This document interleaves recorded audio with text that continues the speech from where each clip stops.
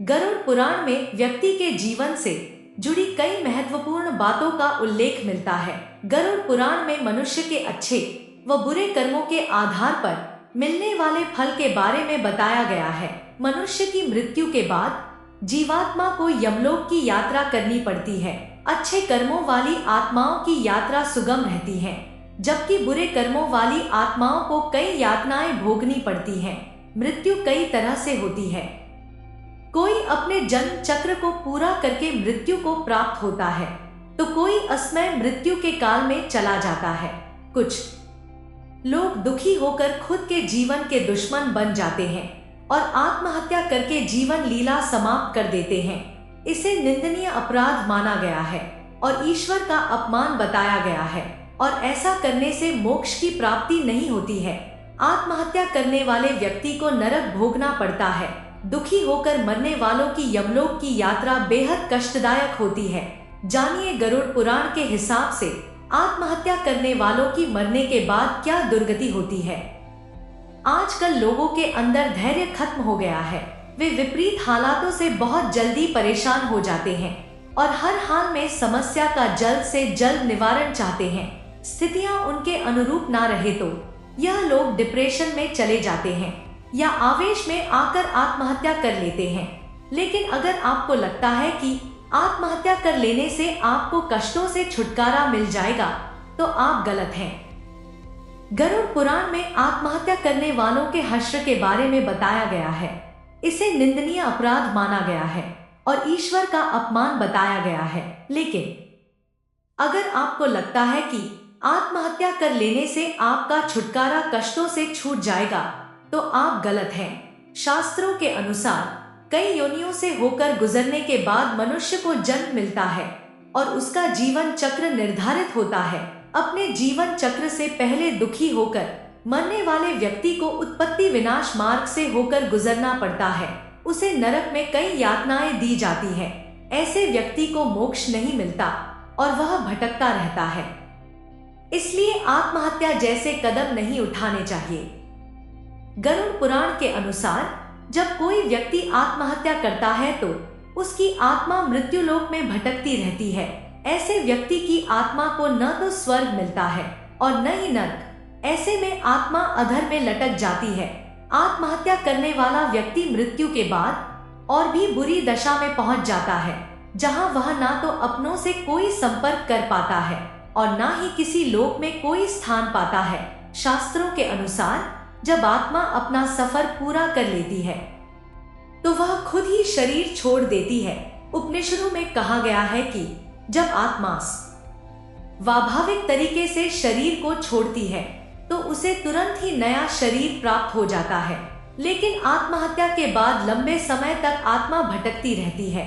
ऐसा भी माना जाता है कि आत्महत्या करने वाले लोग ही भूत बनते हैं।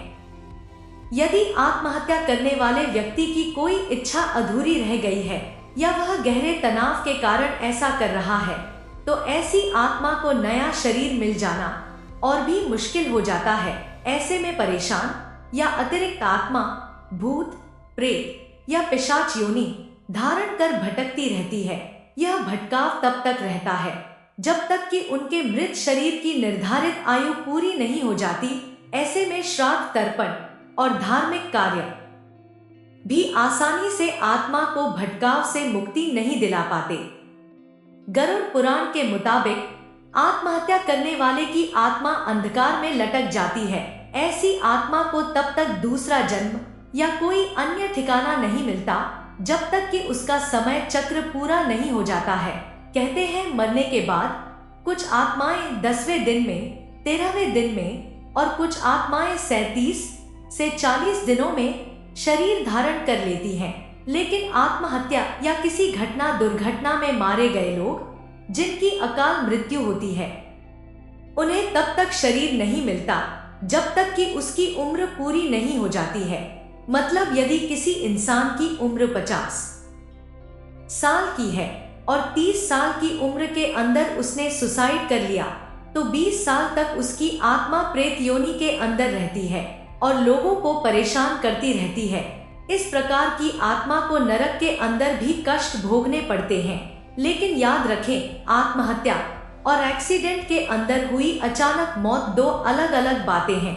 यदि किसी इंसान की मौत किसी एक्सीडेंट के अंदर हो जाती है तो उसे उसके कर्मों के अनुसार स्वर्ग या नरक के अंदर जाना पड़ता है।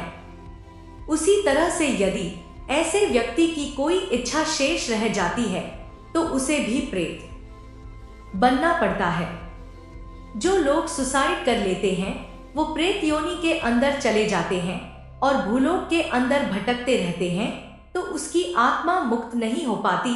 ऐसी स्थिति में उसकी आत्मा किसी नीच योनि यथा भूत, प्रेत, पिशाच जैसी किसी योनि में प्रवेश कर जाती है तथा अपनी उम्र पूरी होने तक इन्हीं योनियों में बंद कर लोगों को पीड़ित करती रहती है। प्रेत आत्मा का मन हमेशा कुछ ना कुछ बुरा करने का करता है।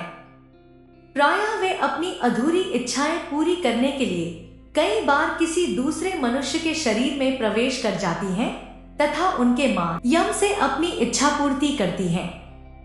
अकाल मृत्यु से मरने वाले लोगों की आत्मा को भटकाव से मुक्ति दिलाने के लिए गरुड़ पुराण में कुछ उपाय बताए गए हैं। ऐसे में मरने वाले के परिजनों को मृत आत्मा के लिए तर्पण, दान, पुण्य, गीता पाठ, पिंडदान करना चाहिए। साथ ही अगर कोई इच्छा शेष है तो उस इच्छा को पूर्ण करना चाहिए। ऐसा लगभग 3 सालों तक करना चाहिए। इससे आत्माएं संतुष्ट हो पाती हैं और दूसरा शरीर धारण करने में सक्षम बन पाती हैं। तो उम्मीद करते हैं कि आज की वीडियो में जो भी मैंने बताया है वो आपको अच्छा लगा होगा। मिलते हैं अगली वीडियो में, और अगर आपको मेरी वीडियो पसंद आती है तो प्लीज लाइक जरूर कीजिएगा। जय महाकाल, जय शिव शंकर।